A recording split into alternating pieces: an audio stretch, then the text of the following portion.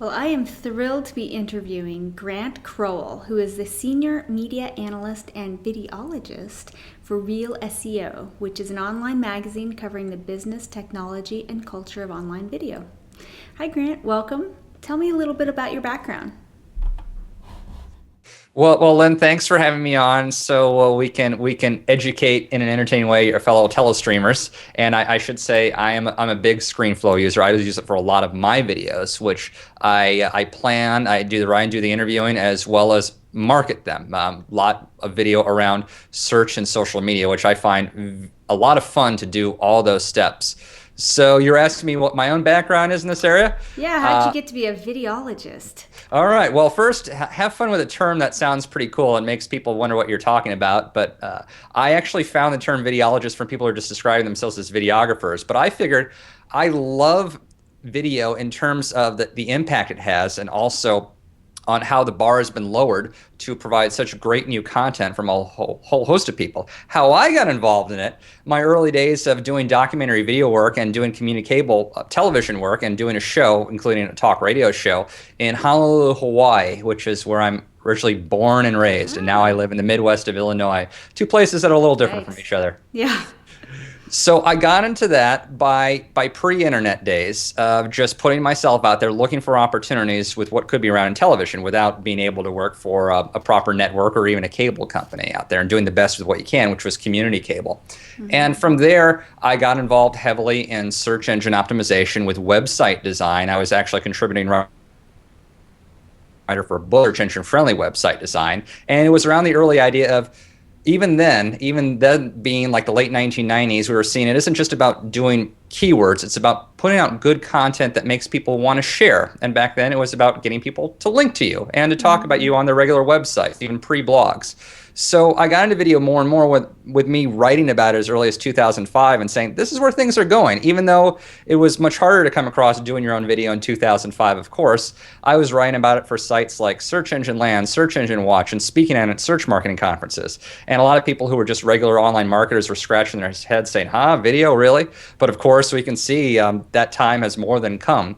Right. So I just surround myself with people in areas of documentary video, people who are shooting video who themselves didn't understand the web, but knew how to tell a story. And then I got, just by the nature of me being passionate about this, getting in touch with other people who would do video and seeing there was a disconnect between those who could produce video and those who knew how to optimize content, including video. And sometimes people who knew how to market and optimize content didn't know how to produce good video. And by good, I don't mean big production. I mean knowing how to tell a story, knowing how to interview, knowing how to keep things a certain time length, because you're competing for people's attention. So with all that, I figured there needs to be a marriage of these two. And then I found a great guy by the name of Mark Robertson, who is the publisher of ReelSEO. And I think that pretty much is, I'd say, the best all-purpose site there is, an online magazine for covering and culture of online video. So just by doing it and by having fellow professionals and peers review what I was doing, me reviewing what we were doing, we were able to help each other out and find out what is actually working for a lot of businesses. Not ad agencies and creative agencies, which have huge budgets and a lot of times budgets to blow.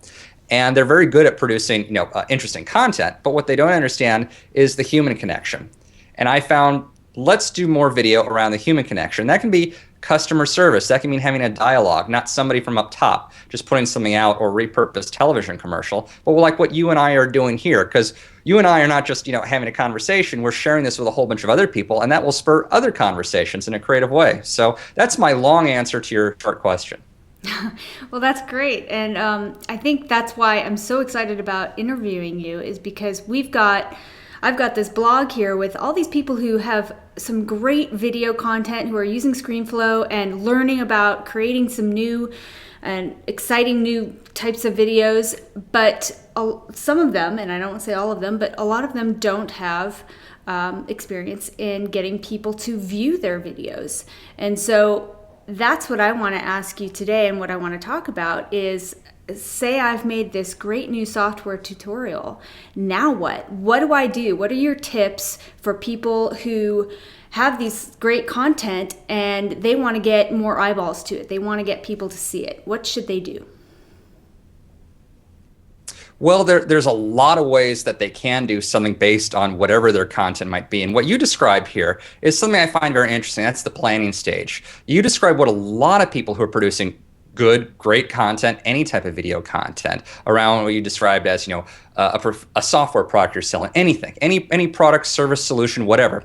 The problem right there is they forget to have the marketing plan at the beginning. They forget to have their content plan based on who's going to see it, what kind of response do they want to get. I often even still get clients who will already give me video and saying, we've already shot this. Now we want to do the same thing that you just described. And that is we want to have the video just, get a lot of views, get a lot of leads, get a lot of shares, everything.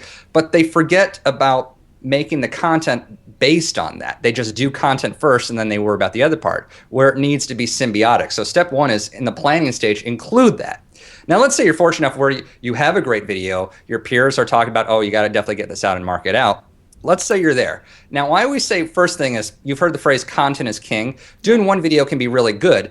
Doing more videos is better. And there's several ways to do that, is build more videos around the product you have. Let's say if it's software, answer all the way, give a demo.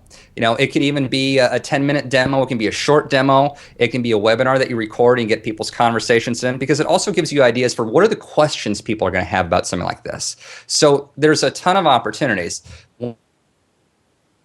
One is a demo in what are common situations, and show that. How-to videos work great on the web for people to want to share. And it's also what people type in search results, not just YouTube, but also Google, also other search engines as well.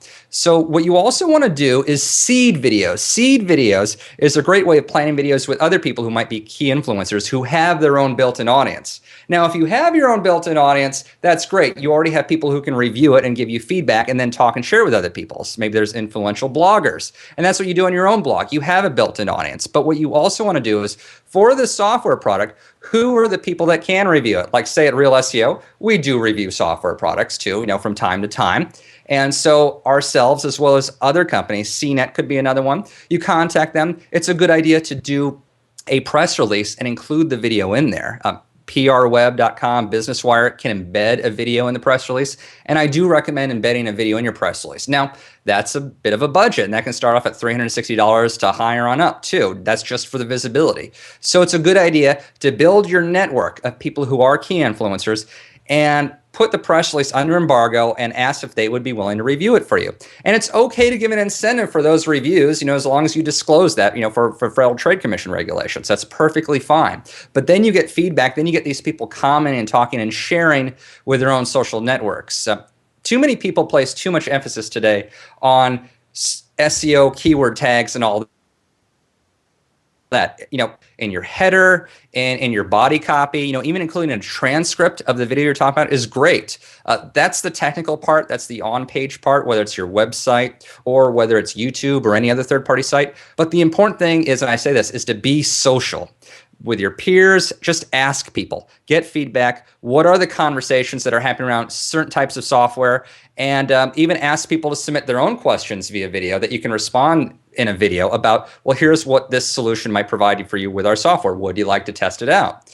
So those are just some of the ways. There's a lot of ways, but those are just some of the ways based on just using this example of your fabulous professional-looking video demonstrating a software product you're selling. Give people an incentive to want to review and to want to share that, because that's what brings visibility in search results and leads. Mm-hmm.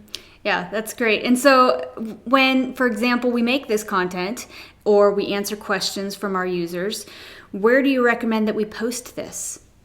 Well, what we tell at ReelSEO, there's two places. First, your own website. You want to be able to have the search engines find your video copy. Now, that involves something called a Google Video Sitemap. And I would say Google Video Sitemap, but also go to ReelSEO, because we have free video webinars on how to do it. It's not difficult. And you submit that to Google, because then Google will index that video into their search results with a nice little thumbnail. And we do that. We get that all the time. YouTube is nice, but look at YouTube as a supplement to your meal. And what you want people to do is come to your website as the main meal. Whether you're using a professional online video platform, you have to do that besides YouTube. And there's some inexpensive ones. Some, Blip TV is one, Vimeo is one. However, people don't realize Vimeo is for educational purposes only. So you can't be doing something commercial or salesy. Even Blip TV which is a nice deal at $8 a month or $96 for the entire year. Well, that has limitations as well too. If you want to be without limitations, look at a professional online video platform. One could be Bright Cove is one. There are others. There's a company called Vizar, VZAAR, that can start off at $39 a month. Bright Cove is more expensive at $99. This comes down to if you want to have free control over the type of content you do, because some people don't realize is when you're giving your content up to YouTube or a site that has restrictions, they can take that content down at any time, and that makes you SOL. So you have to, I mean, it's good to put up the content on YouTube, and you should always do it, but YouTube itself works a lot better if you host your own video on your own site. Well, that's great. Anything else? Yes, I mean, you mentioned also about their news sites out there, and I've had mixed results with them because sometimes it's really a question of is your news specific to a certain category where there's already a built-in audience there.